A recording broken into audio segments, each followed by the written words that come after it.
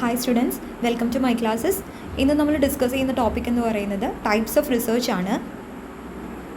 So നമുക്ക് ആദ്യം എന്താണ് റിസർച്ച് എന്ന് നോക്കാം. Research can be defined as the in depth study of something in search of some new information.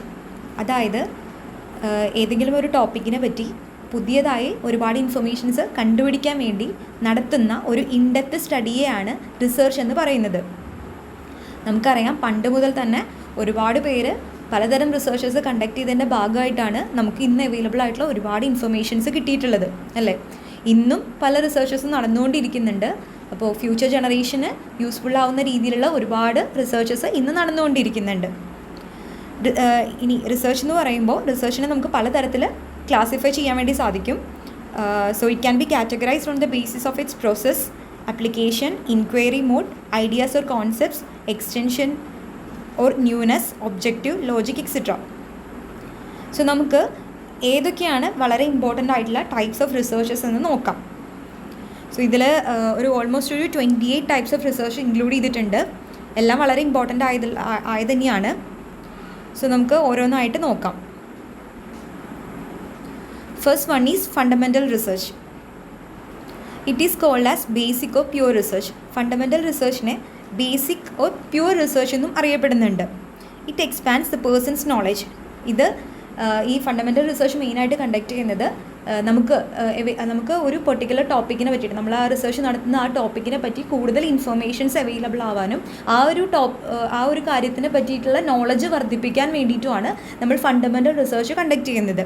Okay, അപ്പോൾ അതിനൊരു എക്സാമ്പിൾ പറയുക വെച്ചിട്ടുണ്ടെങ്കിൽ ഇപ്പോൾ നമ്മുടെ കേരള കലാമണ്ഡലം അല്ലേ, അവിടെ ഒരുപാട് ആളുകൾ വന്നിട്ട് പലതരം കലകളെ പറ്റിയിട്ടെല്ലാം പഠിക്കുന്നുണ്ട്. ഇപ്പോൾ നമുക്കറിയാം ഫോറിനേഴ്സ് ആണെങ്കിലും ഒരുപാട് പേര് വന്നിട്ട് കഥകളി, മോഹിനിയാട്ടം, അങ്ങനെ ഒരുപാട് പലതരം കലകളുണ്ട്. അപ്പോൾ അതിനെ പറ്റിയിട്ട് ഡീറ്റെയിൽ ആയിട്ട് സ്റ്റഡി ചെയ്യുന്നുണ്ട്, റിസർച്ചസ് നടത്തുന്നുണ്ട് അല്ലേ.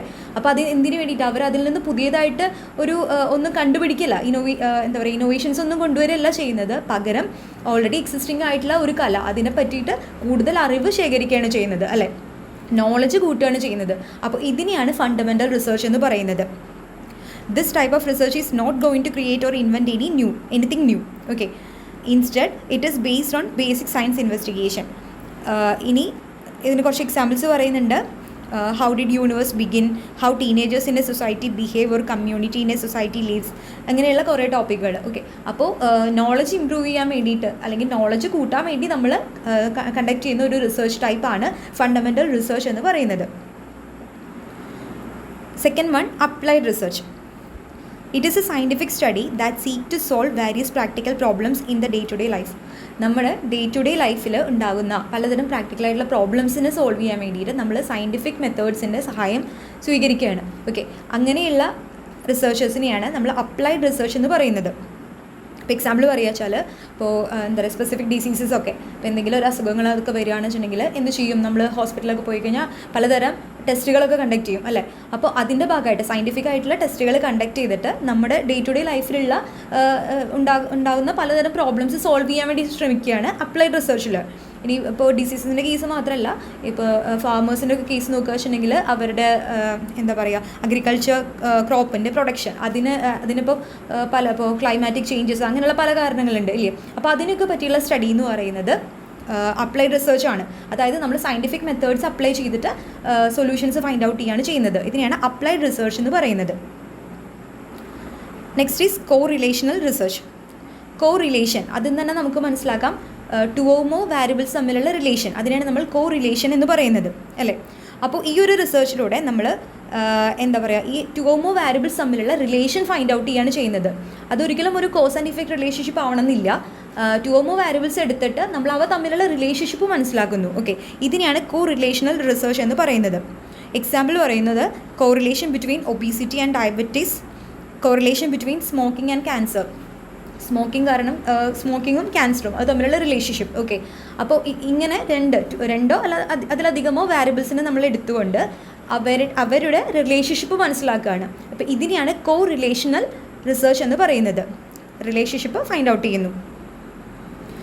Next is descriptive research. This type of research provides accurate portrayal of characteristics of a particular individual, situation or group. It is also known as statistical research. അതായത് ഡിസ്ക്രിപ്റ്റീവ് റിസർച്ച് എന്ന് പറയുമ്പോൾ ഒരു example പറയുക വെച്ചിട്ടുണ്ടെങ്കിൽ നമ്മുടെ കൺസ്യൂമേഴ്സിൻ്റെ ഹാബിറ്റ്സൊക്കെ ഇപ്പോൾ അതായത് ഒരു കമ്പനി ഒരു പുതിയ പ്രൊഡക്റ്റ് ഇൻട്രൊഡ്യൂസ് ചെയ്യാൻ വേണ്ടി ആഗ്രഹിക്കുന്നുണ്ട്. അപ്പോൾ അവർക്ക് കസ്റ്റമേഴ്സിൻ്റെ ഹാബിറ്റ്സും അവരുടെ ടേസ്റ്റ് പ്രിഫറൻസസ് ഒക്കെ അറിയണമെന്ന് ആഗ്രഹമുണ്ട്.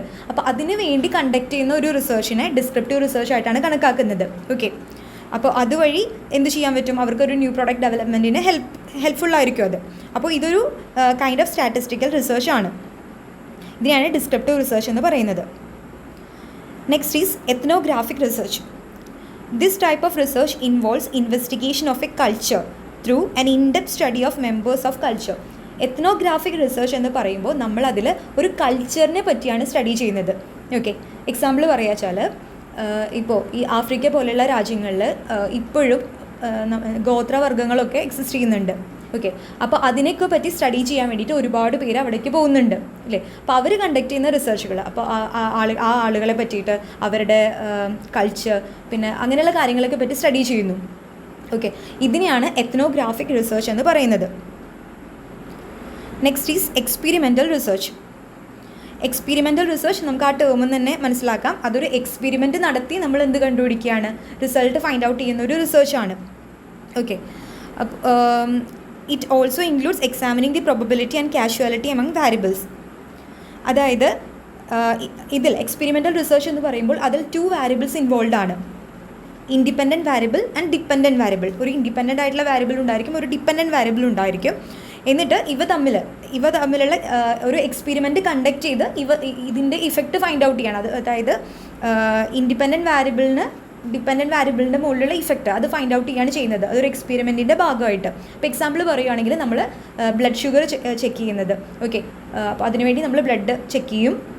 ഓക്കെ, അതിൽ നിന്ന് നമുക്ക് മനസ്സിലാക്കാൻ പറ്റും എത്രത്തോളം ഷുഗർ ഉണ്ട് അല്ലേ. അപ്പോൾ അത് എന്ന് പറയുന്നത് ഒരു എക്സ്പെരിമെൻ്റൽ റിസർച്ചിന് എക്സാമ്പിളാണ്. Next is exploratory research. Exploratory research എന്ന് പറയുന്നത് ആ വേർഡ് പോലെ തന്നെ അത് നമ്മളൊന്ന് എക്സ്പ്ലോർ ചെയ്ത് കണ്ടുപിടിക്കേണ്ടതെന്ന്. കാരണം എന്താ വെച്ചാൽ അതിൽ എന്താണ് പ്രോബ്ലം എന്ന് ക്ലിയർലി ഡിഫൈൻ ചെയ്തിട്ടുണ്ടായിരിക്കില്ല. ഓക്കെ, അങ്ങനത്തെ കൈൻഡ് ഓഫ് റിസർച്ചിൽ എന്താണ് പ്രോബ്ലം എന്ന് ക്ലിയർലി ഡിഫൈൻ ചെയ്തിട്ടുണ്ടായിരിക്കില്ല. അപ്പോൾ നമ്മൾ എന്ത് ചെയ്യണം, അതൊരു ജനറൽ ആയിട്ടുള്ളൊരു രീതിയിലായിരിക്കും ആ പ്രോബ്ലം ഡിഫൈൻ ചെയ്തിട്ടുണ്ടായിരിക്കാം. Okay, it helps to determine the best research design, data collection method and selection of subjects. It is quite informal, relying on the secondary research. For example, പറയുകയാണെങ്കിൽ college students' addictions to their electronic gadgets might aim to understand why students become addicted. അതായത് നമുക്കറിയാം college students എല്ലാം ഒരുവിധം എല്ലാവരും electronic gadgets എല്ലാം use ചെയ്യുന്നവരായിരിക്കും. അപ്പോൾ എന്തുകൊണ്ടാണ് അങ്ങനെ ഒരു അഡിക്ഷൻ ഉണ്ടാവുന്നത്, അത് വളരെ ജനറൽ ആയിട്ടുള്ളൊരു ടോപ്പിക്കാണ് അല്ലേ. അപ്പോൾ അങ്ങനെയെല്ലാം നടത്തുന്ന സ്റ്റഡികളെയാണ് എക്സ്പ്ലോറേറ്ററി റിസർച്ച് എന്ന് പറയുന്നത്. അതിൽ ഇമ്പോർട്ടൻ്റ് ആയിട്ട് ശ്രദ്ധിക്കേണ്ട കാര്യം എന്ന് പറയുന്നത് പ്രോബ്ലം എന്നുള്ളത് ക്ലിയർലി ഡിഫൈൻഡ് ആയിരിക്കില്ല. Next is explanatory research. Explanatory research എന്നുള്ളത് കോസൽ റിസർച്ച് എന്നും അറിയപ്പെടുന്നുണ്ട്. ഓക്കെ, അതായത് ഇതിൽ നമ്മൾ cause and effect relationship between variables ആണ് അനലൈസ് ചെയ്യുന്നത്. അതായത് ഒരു വാരിയബിൾ ഉണ്ടാകുന്ന ചേഞ്ച് മറ്റൊരു വാരിയബിളിനെ എങ്ങനെ എഫക്റ്റ് ചെയ്യുന്നു, അതാണ് എക്സ്പ്ലനേറ്ററി റിസർച്ചിൽ നമ്മൾ അനലൈസ് ചെയ്യുന്നത്. ഓക്കെ, ഇപ്പോൾ ഇതിന് എക്സാമ്പിൾസ് പറയുകയാണെങ്കിൽ a business studies employee retention rates before and after instituting a work from home policy after 6 months of employment to see if the approach increases employee retention. അതായത് ഒരു ഓർഗനൈസേഷൻ്റെ ഉള്ളിൽ വർക്കേഴ്സിന് എന്ത് കൊടുത്തു, വർക്ക് ഫ്രം ഹോം കൊടുത്തു.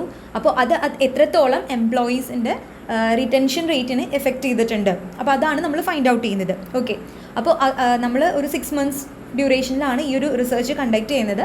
അതിനുശേഷം നമ്മൾ എന്ത് ചെയ്യുന്നു, എക്സ്പ്ലെയിൻ ചെയ്യുന്നു ഇങ്ങനെയൊക്കെ സംഭവിച്ചിട്ടുണ്ടെന്നൊക്കെ നമ്മൾ അതിൻ്റെ റിസൾട്ട് എക്സ്പ്ലെയിൻ ചെയ്യുന്നു. ഓക്കെ, അപ്പോൾ ഇതിനെയാണ് എക്സ്പ്ലനേറ്ററി റിസർച്ച് എന്ന് പറയുന്നത്. Next is ground theory research. It studies about the problems existing in a given social environment and how people involved handle them.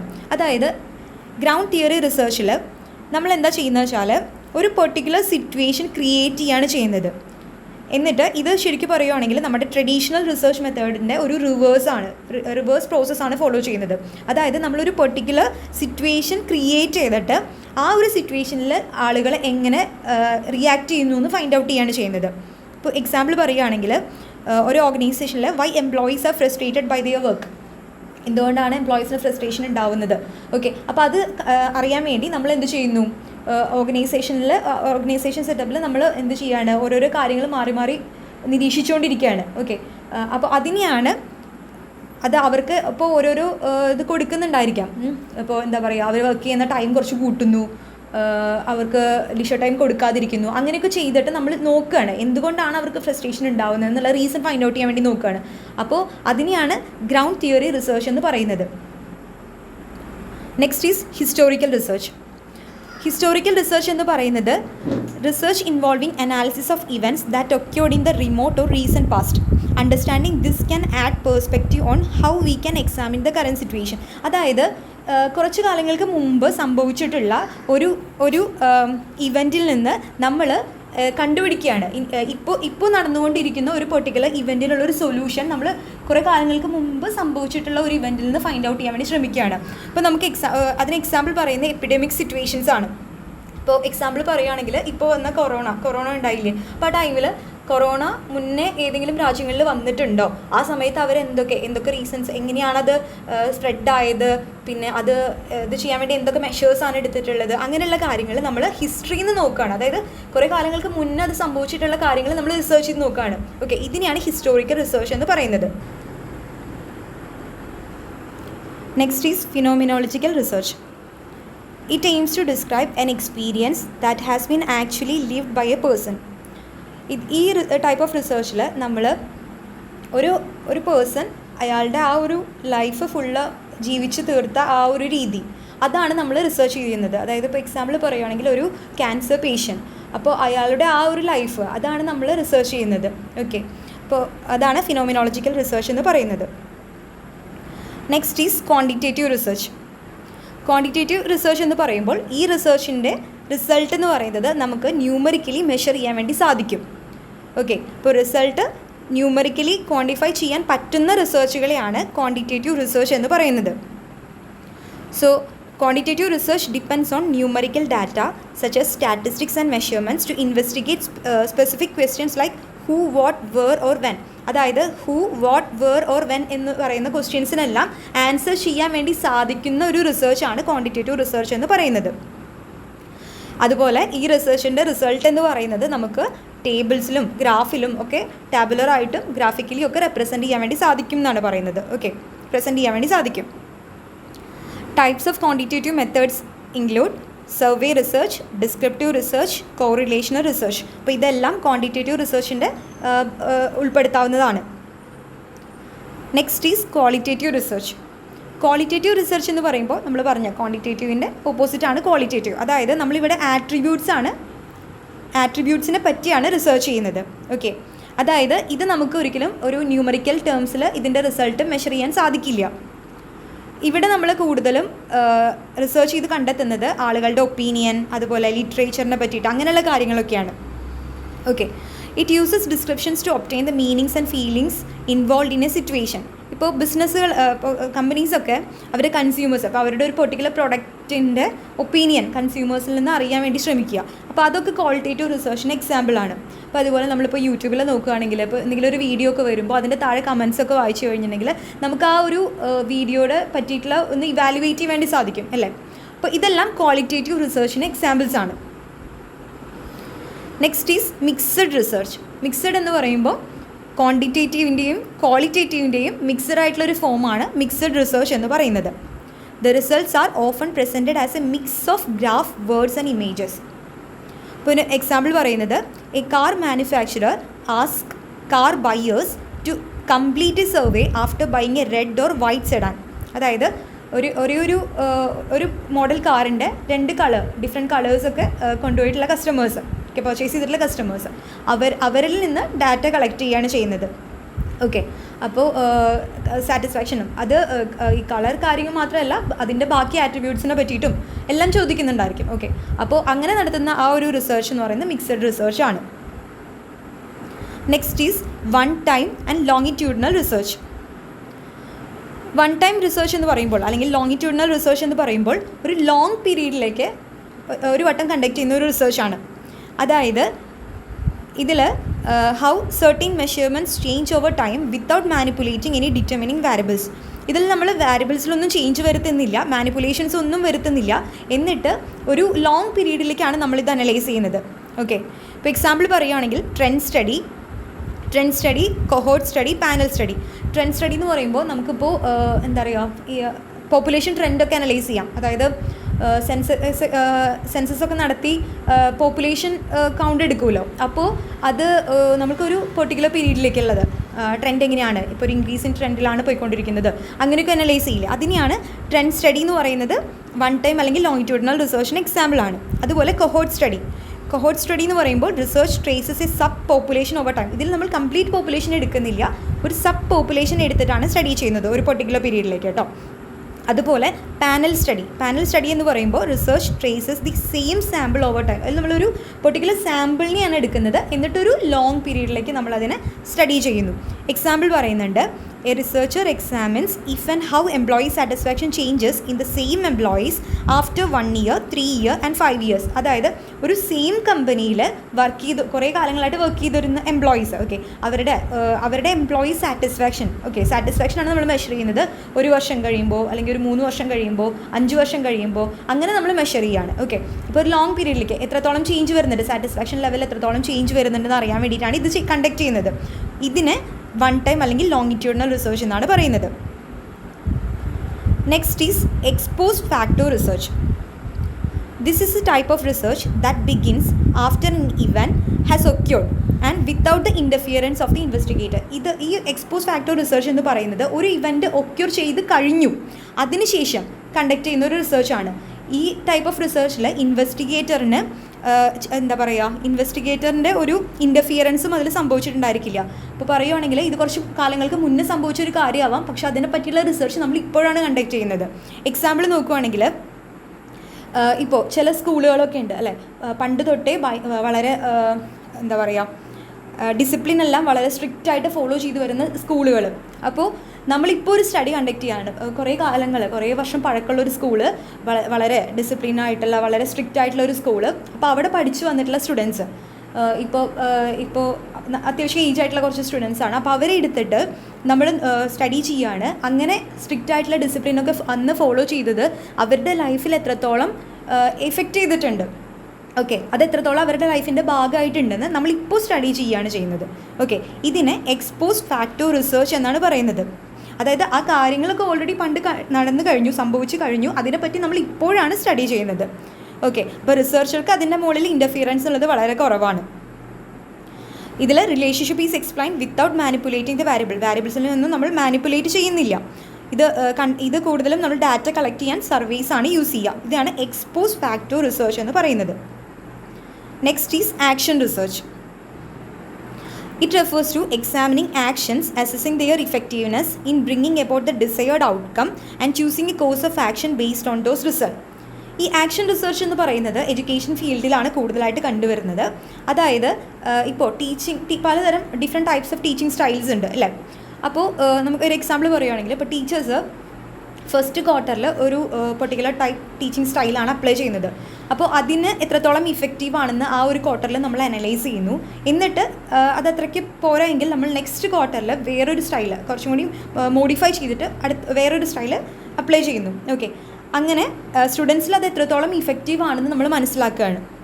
അതായത് നമ്മളത് ആക്ഷനിൽ ഇംപ്ലിമെൻറ്റ് ചെയ്തതിന് ശേഷമാണ് നമ്മളതിൻ്റെ റിസൾട്ട് നോക്കുന്നത്. ഇപ്പോൾ ഓർഗനൈസേഷൻ്റെ എക്സാമ്പിൾ പറയുവാണെങ്കിൽ, ഇപ്പോൾ ഓർഗനൈസേഷനിൽ എംപ്ലോയീസ് തമ്മിലൊരു ഡിസ്പ്യൂട്ടോ അങ്ങനെ എന്തെങ്കിലുമൊക്കെ നടക്കുകയാണ്. അതായത് ഇപ്പോൾ അത് നടന്നുകൊണ്ടിരിക്കുന്ന ഒരു കാര്യമാണ്. അപ്പോൾ അതിന് വേണ്ടി നമ്മൾ മാനേജേഴ്സ് എല്ലാവരും കൂടി കുറച്ച് കാര്യങ്ങൾ നമുക്ക് എന്തൊക്കെ അതിനെ മെഷേഴ്സ് എടുക്കാൻ പറ്റും എന്നുള്ള ചർച്ച ചെയ്തിട്ട്, അപ്പോൾ നമ്മൾ ആദ്യം ഒരു കാര്യം അപ്ലൈ ചെയ്ത് നോക്കി. ഓക്കെ, അപ്പോൾ നമ്മളത് ആക്ഷൻ ഇംപ്ലിമെൻറ്റ് ചെയ്ത് നോക്കി, പക്ഷേ ഓക്കെ അത് ഇഫക്റ്റീവ് ആവുന്നില്ല. അപ്പോൾ നമ്മൾ അടുത്തൊരു കാര്യം ഇംപ്ലിമെൻറ്റ് ചെയ്ത് നോക്കുന്നു. അപ്പോൾ ഈ ഒരു ടൈപ്പ് ഓഫ് റിസർച്ച് എന്ന് പറയുന്നത് നമ്മൾ ആക്ഷനിൽ കൊണ്ടുവന്ന ശേഷം നമ്മൾ അനലൈസ് ചെയ്യുകയാണ്. അതിനെയാണ് ആക്ഷൻ റിസർച്ച് എന്ന് പറയുന്നത്. Next is structured research. In this research objectives, design, sample etcetera all are pre decided. Structured എന്ന് പറഞ്ഞാൽ നമുക്കറിയാം, ആ ഒരു വേർഡ് തന്നെ അറിയാം, ഫുള്ളി സ്ട്രക്ചേർഡ് ആയിട്ടുള്ളതാണ്. ഇതിൽ ഒബ്ജക്റ്റീവ്സും ഡിസൈനും സാമ്പിൾ എല്ലാം സ്ട്രക്ചേർഡ് ആണ്. ഓക്കെ, ക്വാണ്ടിറ്റേറ്റീവ് റിസർച്ചിനാണ് ഇത് കൂടുതലായിട്ടും യൂസ് ചെയ്യാറുള്ളത്. Next is unstructured research. സ്ട്രക്ചേർഡിൻ്റെ ഓപ്പോസിറ്റാണ് അൺസ്ട്രക്ചേർഡ് റിസർച്ച് എന്ന് പറയുന്നത്. It allows flexibility as research objectives, design etcetera are not pre decided. ഇതൊന്നും പ്രീ ഡിസൈഡഡ് അല്ല. ഇതിൽ ഒബ്ജക്റ്റീവ്സും ഡിസൈനിലെല്ലാം ഫ്ലെക്സിബിലിറ്റി കൊണ്ടുവരാൻ വേണ്ടി സാധിക്കും എന്നാണ് പറയുന്നത്. ക്വാളിറ്റേറ്റീവ് റിസർച്ചേഴ്സിനാണ് ഇത് കൂടുതലായിട്ട് യൂസ് ചെയ്യുന്നത്. Next is innovative research. Innovative research എന്ന് പറയുന്നത് ഇപ്പോൾ ഫാക്ടറികളിലോ അല്ലെങ്കിൽ ഓർഗനൈസേഷനിലോ എക്സിസ്റ്റ് ചെയ്യുന്ന ഒരു പെർട്ടിക്കുലർ പ്രോബ്ലം അത് സോൾവ് ചെയ്യാൻ വേണ്ടി നമ്മളൊരു പുതിയ റിസർച്ച് കണ്ടക്ട് ചെയ്ത് ഒരു പുതിയ ടെക്നോളജി ഇന്നോവേറ്റ് ചെയ്തെടുക്കുകയാണ്. അതിനെയാണ് ഇന്നോവേറ്റീവ് റിസർച്ച് എന്ന് പറയുന്നത്. ഓക്കെ, അപ്പോൾ ഈ ഒരു റിസർച്ചിൻ്റെ ഭാഗമായിട്ട് ഒരു പുതിയ ഇന്നോവേഷൻ ഉണ്ടാവുന്നു. Example, research conducted for development of nano technology. Next is incremental research.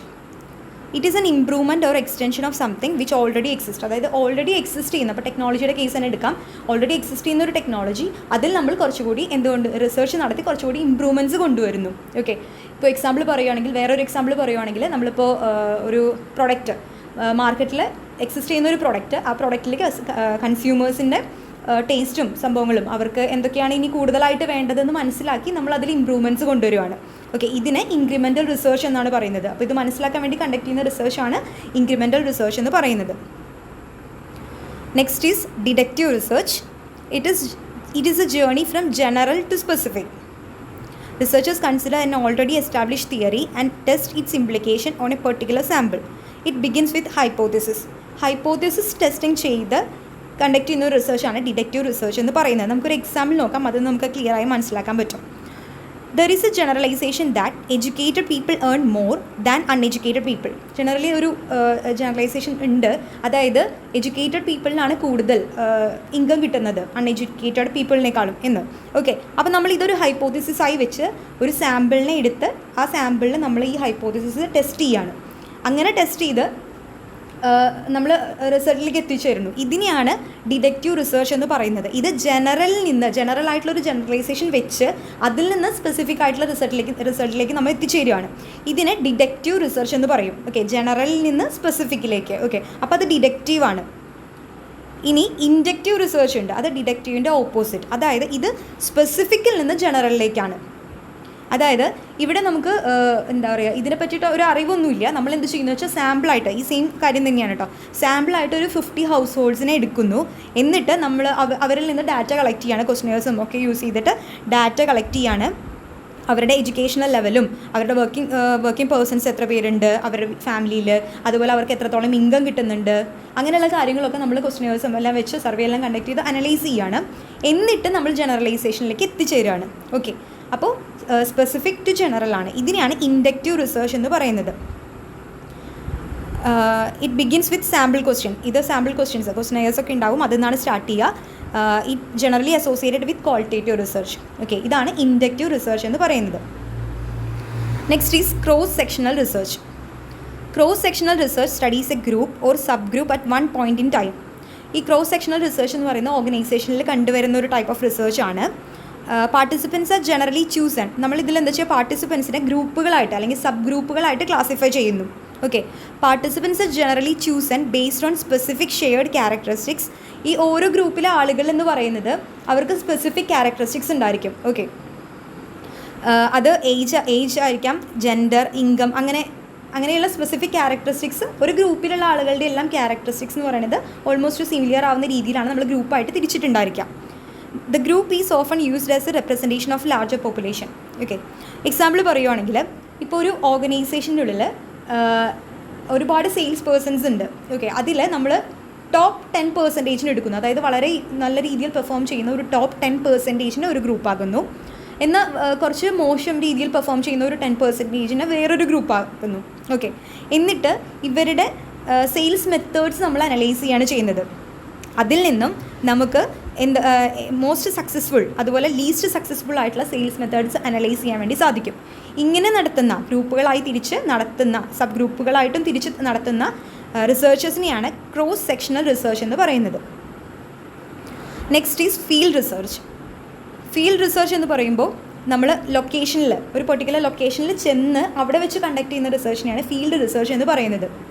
Example പറയുവാണെങ്കിൽ, ഇപ്പോൾ നമുക്ക് ഒരു പ്ലാന്റിലെ എയർ ക്വാളിറ്റി ചെക്ക് ചെയ്യാം. അതിന് വേണ്ടിയിട്ട് നമ്മൾ എന്ത് ചെയ്യേണ്ടി വരും? ആ റിസർച്ച് കണ്ടക്ട് ചെയ്യുന്ന ആൾ ആ പ്ലാന്റിൽ ചെന്ന് പ്ലാന്റ് വിസിറ്റ് നടത്തി അവിടെ നിന്ന് വേണ്ടി വരും നമ്മൾ സാമ്പിൾസൊക്കെ കളക്ട് ചെയ്ത് ഡാറ്റ കളക്ട് ചെയ്യേണ്ടി വരും അല്ലേ. അപ്പോൾ അങ്ങനെയുള്ള റിസർച്ചിനെയാണ് ഫീൽഡ് റിസർച്ച് എന്ന് പറയുന്നത്. It occurs wherever the participants or subjects are on location. This type of research requires on-site observation and data collection. Next is policy research. Policy research എന്ന് പറയുമ്പോൾ പോളിസി നമുക്കറിയാം, ഗവൺമെൻറ് പോളിസി അല്ലേ. അപ്പോൾ ഈ research എന്ന് പറയുന്നത് it examines the effect of current government or social policies or predicts the potential effects of proposed policies related to the distribution of resources. അതായത് government എടുത്തിട്ടുള്ള വേരിയസ് പോളിസീസിൻ്റെ ഇഫക്റ്റീവ്നെസ് മെഷർ ചെയ്യുന്ന ഒരു type of റിസർച്ചാണ് policy research എന്ന് പറയുന്നത്. ഇപ്പോൾ example പറയുവാണെങ്കിൽ government എന്ത് ചെയ്യുന്നു, ഒരു ഏജൻസീനെ വെക്കുകയാണ്, അവർ വാക്സിൻ ഡിസ്ട്രിബ്യൂഷൻ ഗവൺമെൻറ്റിൻ്റെ വാക്സിൻ ഡിസ്ട്രിബ്യൂഷൻസ് ഉണ്ടല്ലോ, അപ്പോൾ എത്രത്തോളം ഇഫക്റ്റീവായിട്ട് അത് എല്ലാവരിലും എത്തിച്ചേരുന്നുണ്ട്, ഇനി ഗവൺമെൻറ് തന്നെ ഈ വാക്സിൻ ഡിസ്ട്രിബ്യൂഷന് വേണ്ടിയിട്ട് ക്ലിനിക്കുകൾ സ്ഥാപിക്കേണ്ടതായിട്ടുണ്ടോ, അങ്ങനത്തെ കാര്യങ്ങളൊക്കെ നോക്കാൻ വേണ്ടിയിട്ട്. അപ്പോൾ ആ ഒരു വാക്സിൻ ഡിസ്ട്രിബ്യൂഷൻ എന്നുള്ളതാണ് ഗവൺമെൻറ് എടുത്തിട്ടുള്ള policy, free vaccine distribution. Okay, അപ്പോൾ ആ പോളിസി എത്രത്തോളം ഇഫക്റ്റീവായി ജനങ്ങളിലേക്ക് എത്തുന്നുണ്ടെന്ന് അറിയാൻ വേണ്ടിയിട്ട് നടത്തുന്ന റിസർച്ചിനെയാണ് പോളിസി റിസർച്ച് എന്ന് പറയുന്നത്. Policy researchers often work within government agencies and conduct the following types of studies: cost analysis, cost benefit analysis, programme evaluation, need analysis, etcetera. അപ്പോൾ ഇതിനെയാണ് പോളിസി റിസർച്ച് എന്ന് പറയുന്നത്. Next is quasi experimental research. Quasi experimental എന്ന് പറയുമ്പോൾ experimental തന്നെയാണ്, പക്ഷേ quasi experimental ആ ഒരു ടേമെന്ന് നമുക്ക് മനസ്സിലാക്കാൻ പറ്റുന്നത്, നമ്മൾ പറഞ്ഞു എക്സ്പെരിമെൻ്റൽ റിസർച്ചിൽ നമ്മൾ പറഞ്ഞു 2 വാരിയബിൾസ് ഉണ്ടായിരിക്കും എന്ന് പറഞ്ഞു, ഒരു ഇൻഡിപെൻഡൻറ്റ് ആൻഡ് ഡിപ്പെൻഡൻറ്റ് വാരിയബിൾസ് അല്ലേ. അപ്പോൾ ഇവിടെയും ക്വാസി എക്സ്പെരിമെൻ്റൽ റിസർച്ചിലും ഇൻഡിപെൻഡൻറ്റ് ആൻഡ് ഡിപ്പെൻഡൻറ്റ് വാരിയബിൾസ് ഒക്കെ ഉണ്ടായിരിക്കും. പക്ഷേ ഇവിടുത്തെ ഒരു ഡിഫറൻസ് എന്ന് പറയുന്നത്, നമ്മൾ സാമ്പിളിനെ കളക്ട് ചെയ്യുന്നത് അല്ലെങ്കിൽ ഫോക്കസ് ഗ്രൂപ്പ് എന്ന് പറയുന്നത് റാൻഡമലി അല്ല സെലക്ട് ചെയ്യുന്നത്. ഓക്കെ, നോൺ റാൻഡമലി ആണ് നമ്മൾ ഫോക്കസ് ഗ്രൂപ്പിനെ സെലക്ട് ചെയ്യുന്നത്. ആ ഒരു ഡിഫറൻസ് ആണ് ഉള്ളത്. അപ്പോൾ ഇങ്ങനെയുള്ള കണ്ടക്ട് ചെയ്യുന്ന റിസർച്ചിനെയാണ് ക്വാസി എക്സ്പെരിമെൻ്റൽ റിസർച്ച് എന്ന് പറയുന്നത്. ഇതിൻ്റെ എക്സാമ്പിൾ പറയുമ്പോൾ, assessing the effectiveness of N intervention measure in reducing the spread of antibiotic resistant bacteria. Okay, നമ്മളൊരു ഇൻ്റർവെൻഷൻ മെഷർ എടുത്തിട്ടുണ്ട് ഈ ബാക്ടീരിയക്ക് അതിനെതിരെ, സ്പ്രെഡിനെതിരെ. അപ്പോൾ അതിൻ്റെ ഇഫക്റ്റീവ്നെസ് നോക്കാൻ വേണ്ടി കണ്ടക്ട് ചെയ്യുന്നൊരു റിസർച്ച്. ഓക്കെ, അപ്പോൾ അത് ക്വാസി എക്സ്പെരിമെൻ്റൽ റിസർച്ചാണ്. കാരണം അതിൽ നമ്മൾ ഈ ഫോക്കസ് ഏരിയസ് ചൂസ് ചെയ്യുന്നത് റാൻഡമലി അല്ല. അതാണ് ക്വാസി എക്സ്പെരിമെൻ്റൽ റിസർച്ച് എന്ന് പറയുന്നത്. Last one is laboratory research. Laboratory research നമുക്കിപ്പോൾ അറിയാം. ഇപ്പോൾ എക്സാമ്പിൾ പറയുകയാണെങ്കിൽ ഫാർമസ്യൂട്ടിക്കൽ കമ്പനീസ് അവർ പുതിയൊരു മെഡിസിൻ എന്ത് ചെയ്യുന്നുണ്ട്, അതിന് വേണ്ടിയിട്ടുള്ള റിസർച്ചസ് നടത്തുക, അതിൻ്റെ ഒരു ഡിസീസിന് വേണ്ടിയിട്ടുള്ള പുതിയൊരു മെഡിസിൻ അവർ കണ്ടുപിടിക്കാൻ പോവുകയാണ്. അപ്പോൾ അതിന് വേണ്ടിയിട്ടുള്ള ടെസ്റ്റുകളും എക്സ്പെരിമെൻസും സംഭവങ്ങളെല്ലാം നടത്തിയിട്ട് എന്ത് ചെയ്യുകയാണ്, പുതിയൊരു മെഡിസിൻ കണ്ടുപിടിക്കാം. അത് ലബോറട്ടറികളിൽ വെച്ചിട്ടായിരിക്കും നടത്തുക അല്ലേ, കൺട്രോൾഡ് ആയിട്ടുള്ള ലബോറട്ടറികളിൽ വെച്ചിട്ടായിരിക്കും നടത്തുക. The study demands strict adherence to certain conditions. Laboratory research include chemical experimentation and pharmacological research. Okay, അപ്പോൾ ഇതിനെയാണ് ലബോറട്ടറി റിസർച്ച് എന്ന് പറയുന്നത്. സോ നമ്മളിപ്പോൾ ഒരു 28 ഇമ്പോർട്ടൻറ്റ് ടൈപ്സ് ഓഫ് റിസർച്ചാണ് കവർ ചെയ്തത്. ഒരുവിധം ഇപ്പോൾ ഡിഗ്രി ആണെങ്കിലും PG ലെവലാണെങ്കിലും റിസർച്ച് മെത്തഡോളജിയുടെയും അതുപോലെ ബിസിനസ് റിസർച്ചിൻ്റെയും ഭാഗമായിട്ട് ടൈപ്സ് ഓഫ് റിസർച്ച് ചോദിക്കാറുണ്ട്. അതുപോലെ കോമ്പറ്റേറ്റീവ് എക്സാംസ്, സെറ്റ് എക്സാം ആണെങ്കിലും UGC NET എക്സാംസ് ആണെങ്കിലും ജനറൽ പേപ്പറിൻ്റെ ഭാഗമായിട്ട് ടൈപ്സ് ഓഫ് റിസർച്ച് എന്നുള്ളത് വളരെ ഇമ്പോർട്ടൻ്റ് ആയിട്ടുള്ളൊരു ഏരിയ ആണ്. സോ ഇത് ഈ ടൈപ്സ് ഇപ്പോൾ 28 ടൈപ്സാണ് നമ്മൾ കവർ ചെയ്തിരിക്കുന്നത്. ഇതെല്ലാം ക്ലിയർ ആയെന്ന് വിചാരിക്കുന്നു. സോ നമുക്ക് നെക്സ്റ്റ് ക്ലാസ്സിൽ കാണാം. Thank you.